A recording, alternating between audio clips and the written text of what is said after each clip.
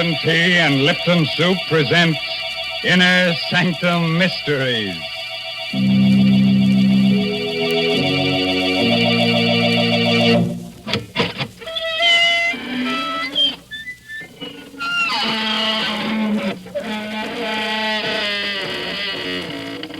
Good evening, friends of the Inner Sanctum.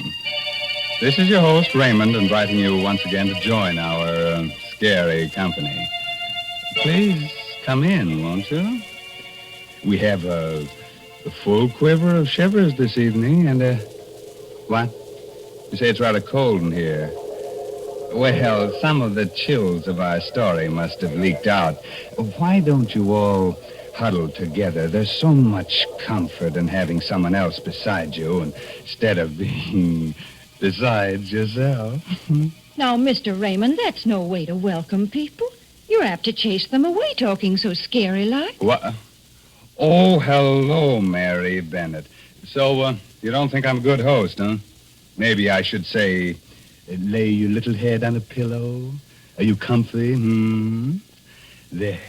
Now, Uncle Raymond will drone you to sleep with a bedtime story, and when you wake up, Aunt Mary will give you a nice hot plate of Lipton's noodle soup. Oh, dear. There's just no talking to you. Folks, please don't listen to the way he talks about Lipton's noodle soup.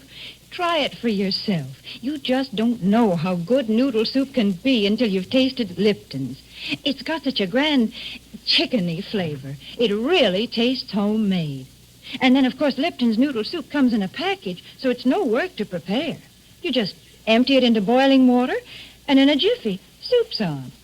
And another thing, Lipton's makes lots more and costs less than canned soups. Well, thanks for the hot facts, Mary.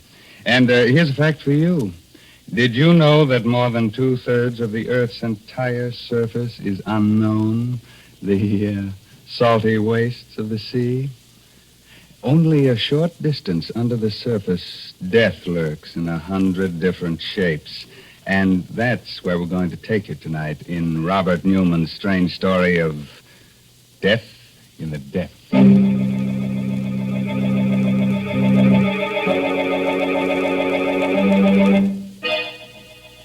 A wharf in a small seaside town a few minutes before midnight. Moored to the dock, just barely visible through the thick fog, is a stubby, broad-beamed ship. Suddenly, out of the swirling mist, a man and woman appear. He is tall, heavy-set, carries a sea bag over his shoulder. She's slim, attractive.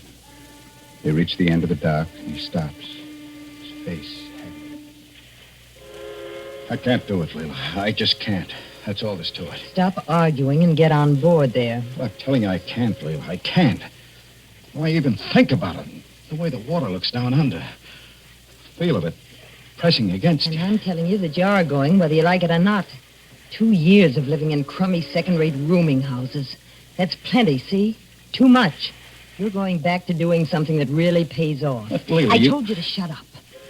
Now stop squawking and let's go aboard. Okay. Hi there, the Gasca Bay. Is Captain Brody around? I'm Brody. Come aboard. Evening, Captain. My name's Farrow. This is my wife. Hello. I understand you're going off on a job and you're looking for divers. Well, yes, I am. We've got a salvage job off the Keys. It's a tough one, 20 fathoms. We only use real deep water men. What did you say your name was again? Farrow. Steve Farrow. You mean Big Steve Farrell? Why don't you say so? Sure, I can use you. Wait right there. I'll go get the paper. Okay, Captain. Well, was that so tough? Leila, for heaven's sakes, don't make me do it. You don't know what you're asking me to do it. It's like sending me... Leila. Did you hear that? 9 bells. What of it? What of it? There's no such thing as 9 bells. It's like a clock striking 13 o'clock. That means death. The only other time I ever heard it was when Curly... Listen, I'm getting sick of this, see? You don't want to do any more diving because you've lost your nerve. And because a bell rings 9 times instead of 8, you say it means something. Well, what do you think it would mean if I told the police a couple of things I know? I'll tell you. It would mean the chair. Now, how do you like that? Leila, you don't know. You don't know. Take care of yourself, Stevie boy. I'll be seeing you in a couple of weeks. Feeling pretty good, aren't you? I think you're getting just what you want. Well, maybe you are. Because when I sign those papers, I won't be signing on as a diver. I'll be signing my own death certificate.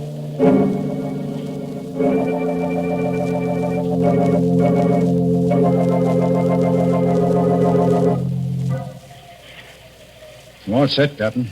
Any instructions before they close me up? No, Steve. Can't expect much on a first dive, but see if you can determine the extent of the damage. All we know about her now is that she's about 1,500 ton. Her name was the Santa Elena. She went down in a collision. Right, Captain. Okay, close them up. Start the pumps.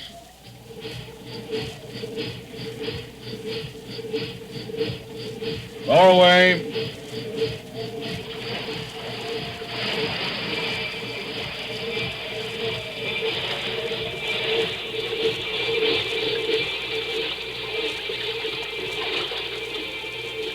I'm scared. Scared. I swore I'd never go down again. But here I am. It's all just the way I remembered it. Nothing at first but the quiet. Just the pumps like the echo of your heart beating. And the light fading as you go down. Getting darker. And the cold. The pressure building up. Pressing harder and harder. Gripping you tighter and tighter as if you were being swallowed by something alive. Always down below where you can't see it. Something waiting. Something that... Stop it. Gotta stop it. It was a time when I really used to like diving. When did it all begin? This fear. Yes, that night in the bar in Tampa. She told me she married Curly. Well, this is certainly quite an evening you're giving me, Steve. It's more like a wake than a celebration. Why are you looking at me like that? Wondering whether I should kill you. Whether I should talk to Curly and let him do it. What do you mean? You know what I mean. You know Curly. You ever found out how things go with you and me? Well, he's just young enough and crazy enough about you to put you away for keeps. I can handle Curly with my little finger. And besides, you wouldn't do anything like that. Wouldn't I? Why'd you meet me here tonight? You know it's because you wish you were married to me instead of him. So what? What are you going to do about it? You know darn well he'll never let me go. No. I guess he won't, but... We've got to do something. Yeah, but what? After all, he wakes for me. Diving's kind of dangerous. As a matter of fact, we're getting off on a job tomorrow that's pretty tricky. Steve. When you want something badly enough, there's always a way of getting it.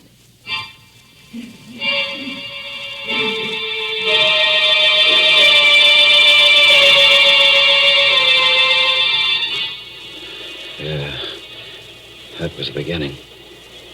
That wasn't when I was afraid for the first time. That came later. 2 days later, out on the reefs. 2 days of being with Curly and talking to him. Knowing all the time what I was going to do. And that last dive, late in the afternoon. Standing on deck with Andy, the pump man, and watching Curly through the clear water. Watching her move across the deck of the Hulk. As cool as she was, and... You going down too, Steve? Yeah, Andy. Maybe we can wind up today and start home tomorrow. You can handle both of us? Sure. Only watch the coral over on the port side there, sharp as a razor. Almost took Curly's boot off this morning. If you get into any trouble, well, I'm all alone up here. I'll watch you. Want to button me up? Yeah, sure.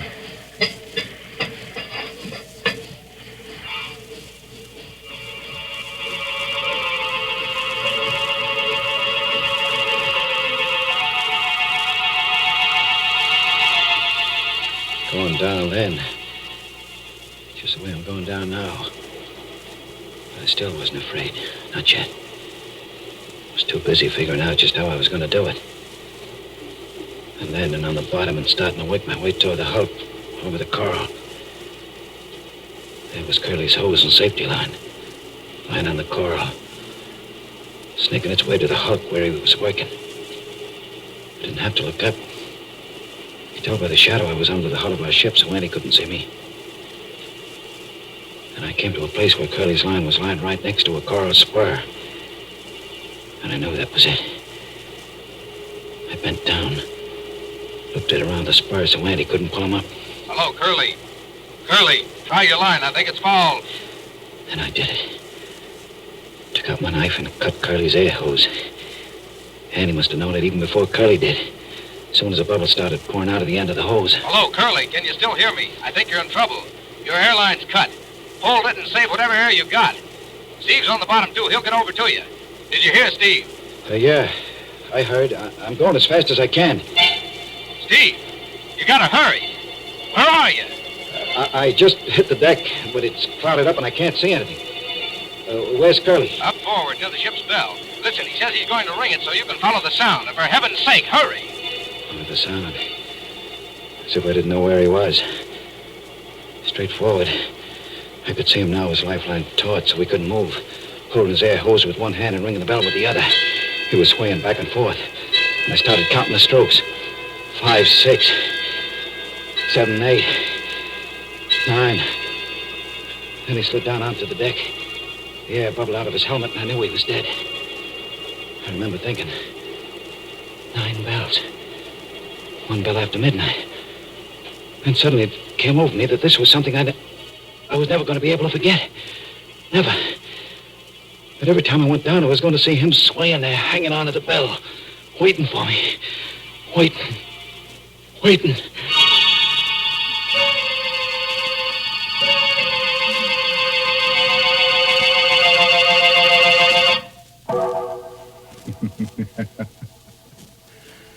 So that's why Steve Farrell wouldn't go back to his old profession of deep-sea diving. I should think it would lose some of its appeal if you expect to meet a dead man every time you go down. How about that, Mary? Climb aboard and tell us what you think. Well, Mr. Raymond, I certainly wouldn't like to be a deep-sea diver.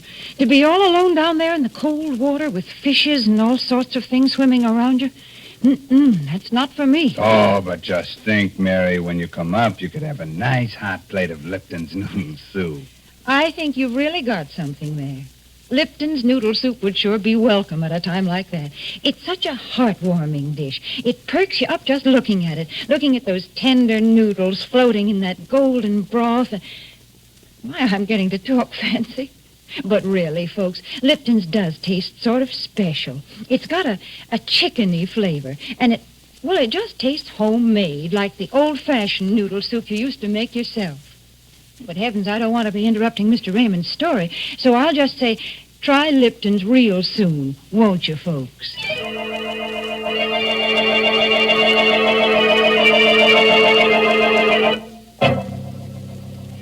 Now, shall I go on with the story of death in the depths of the sea? That strange underwater world where dead men ring their own death knell on the bells of sunken ships? Okay. It's just a moment later now. And Steve Farrell is still standing on the deck of the sunken freighter, Santa Elena. Oh, Steve, anything the matter? Why, no, Captain. I'm sorry. I thought I heard something funny, and I guess I lost my nerve for a minute.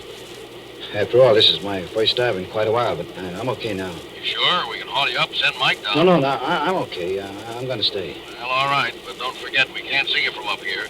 So keep talking all the time so we'll know exactly where you are and what you're doing. Check. I'm up forward now on the port side of the deck. I'm just going inside. The companionway door is jammed shut, and I'm working on it. There she is. And now I'm inside in the corridor. It's pretty dark. I'm switching on my light. I can see now, a little way ahead of me at least. It's all kind of queer. Where? How? Just funny, strange. She's canted over on her starboard side, so the cart is tipped over at an angle. Sort of like a dream where everything's turned around. Kind of different and still familiar. Why does it seem so familiar? It seems to remind me of something else. That's it. The corridor of the hotel right after we were married. Walking down it with her, Leila. Out onto the terrace. The way she took the cigarette I gave her. Smiled at me. Very sure of herself. Thanks, Steve. Thanks a lot. Why the smile, baby? Why shouldn't I smile? I'm young, healthy, and I'm married to a guy I like. A guy who's going to take real good care of me. I sure am, baby. Not only that, from now on, things are going to be different. Didn't have a chance to tell you before, but I'm through with diving. For keeps. What do you mean? Just that. I sold the boat yesterday and all the equipment. I'm out of that racket for good. You shouldn't have done that, Steve. Not without talking to me about it first. What do you expect to do from now on? Oh, I'm all set on that. I got a job as a second engineer in a freighter, the Arcturus.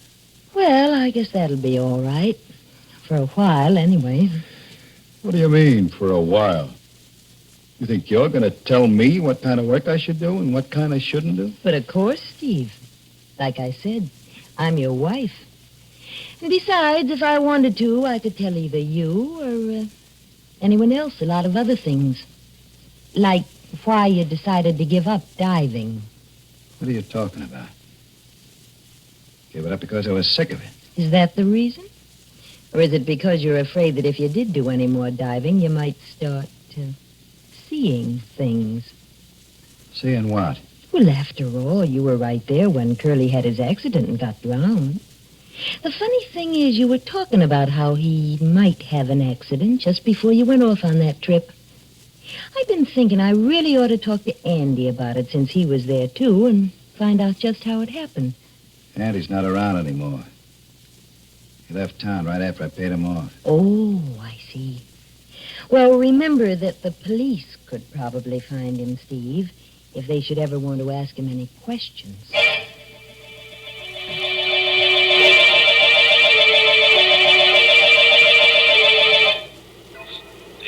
Steve, what's the matter? Why don't you answer? Where are you? What? I'm sorry, Captain. Nothing's the matter. I guess I was just thinking about something else, and I'm at the end of the corridor now. Just opening the door to the engine. I'm going across the gratings now and down the stairs. Funny. Something kind of familiar about all this. Pattern in the grills. Picture the stairs. Hey, Captain, what did you say the name of this tub was? Santa Elena. Panamanian registry, I think. Why? She kind of reminded me of another ship, the Arcturus. The Arcturus? What made me think of her? I know why. A year and a half in which I almost forgot about Curly. What had happened down there on the deck of the schooner. A year and a half in which I was almost happy, even with Leila. And that night, the night McHenry came up to me when I was on watch in the engine room.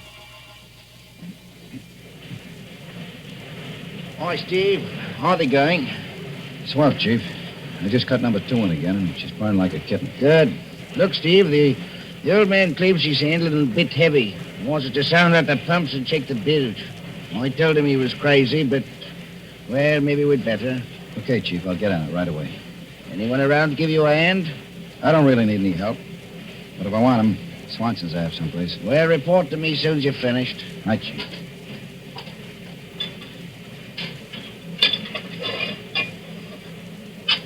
Oh, there you are, Swenson. Hey, where you going?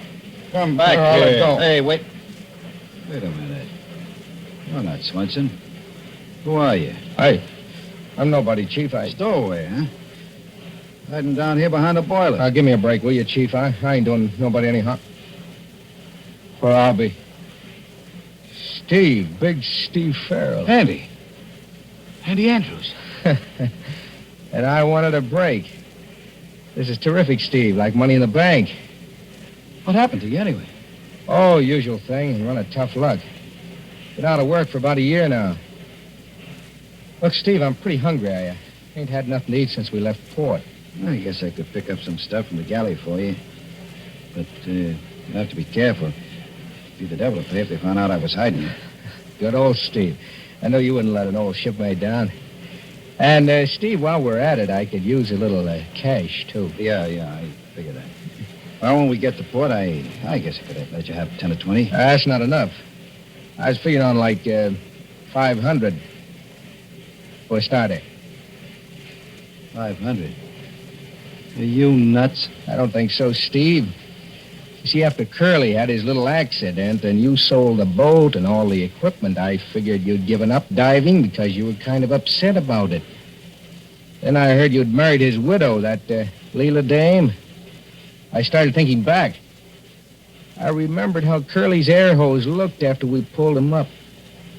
The place where it was cut wasn't rough, like it had been done by Coral. It was clean, like it had been done with a knife. You. So that's it. Blackmail. Oh, why do you have to use words like that, Steve? Okay, Andy. It's going to be a little tough to get, but... Wait a minute. What is it? Someone's coming, one of the wipers. We got to find some place for you to hide. I know. Down there in the bilge. Here, climb in. Right down through that But it's almost full of water. There's plenty of room and you'll be safe there. Really safe. Oh, okay, but you better not... Oh, what are you doing? Let go of me! Let go! Help! Help! You'll be safe here, all right. I'll see to that. Stop struggling like that, Andy. It's not going to do you any good. And I'm in too deep already to let you go wandering around with what you know. In weeks before they find you down here in the bilges. Maybe they never will. And if they do, they'll figure you tried to hide down there and got drowned all by yourself.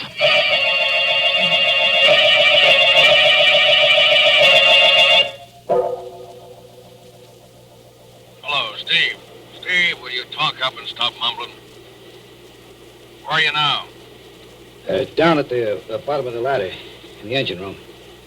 This light's not too good. The boilers are right in front of me. And seems to be some kind of a brass plate on the floor here. Captain!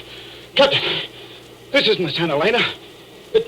It's the Arcturus. What are you talking about? It is. Don't you understand it? It's the ship where I killed him. And he must still be down here. Down the bilges. Get me out of here. Pull me up. Okay, Steve. Now take it easy. We'll get you up. Start hauling them up. Mike, you better go down there fast, see what the trouble is. Hurry up, for heaven's sake. I think I see something moving back there, behind the boilers. Hey, Brody. Thing like it did when Curly. That means that he's here, too. The boat's here. Can't you get me out? We're trying, but something's wrong with your line. Seems to be fouled. Now look, Steve. Try to get out yourself. Start working your way back along your line. No good, Steve. You know that, don't you? You're here to stay. Andy. It is you. Sure, Steve. And I got a friend with me. A friend of yours, too. He's standing right next to you. Curly. We waited a long time, Steve. But now you're here with us. And now you're going to know exactly what it was like with both of us. You're going to know what it's like to drown. Steve, why don't you answer? What's the matter? Steve, your lifeline and air hose, I think they're gone. Hey, Curly, now. Let me go. Too late, Steve. This is it. This is the way it was with us. Trying to fight it first, holding your breath. Then, when you can't fight it any longer, letting go. The water rushing into your mouth, nose. You choke at first, try to fight some more. Then everything starts to go black, and you relax. There are lights moving in the darkness, and suddenly you feel very peaceful. and very free, peaceful, and very free.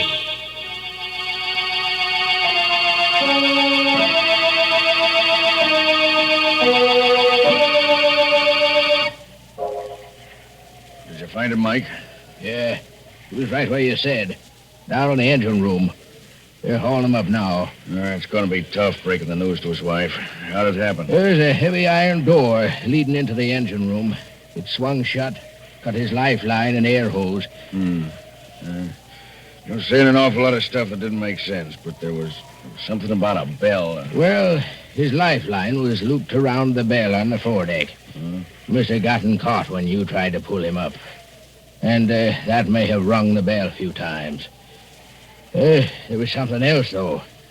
You remember you said he kept asking if the ship's name was really the Santa Helena? Yeah? Well, there was a brass plate in the engine room with her original name on it. And it was the Arcturus. Yeah, they must have changed it when they re-registered her. Yeah, that is funny. There's one thing that's even funnier. Well, of course, the whole thing was an accident, but I wonder what made that door close.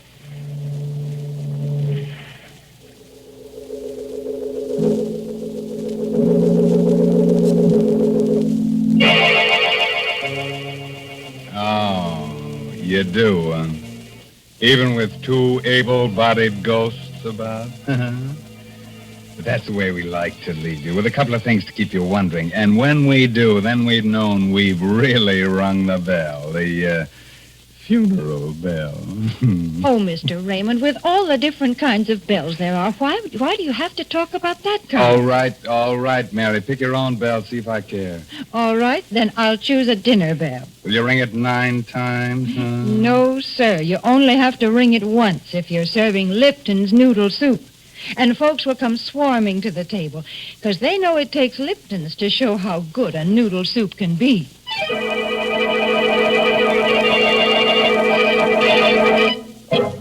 Now, before I close the inner sanctum, here's a word of advice. If you should have nightmares tonight about drowning men and wake up with a start and see a strange figure in your room, a figure with staring eyes and seaweed in its hair, dripping water on the floor, don't be alarmed. Just ask it for its haunting license. Brother.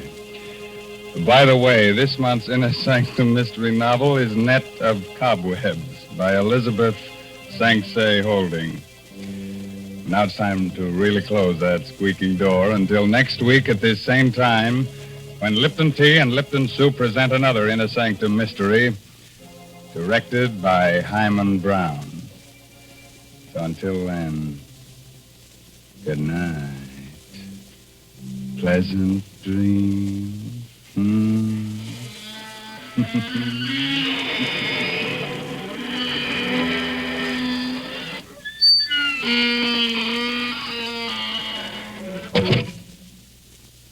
Folks, I don't know how you feel, but that spooky bell gave me the shivers. Right now, I'd like to hear a cheerful sound that'd make me forget all about it.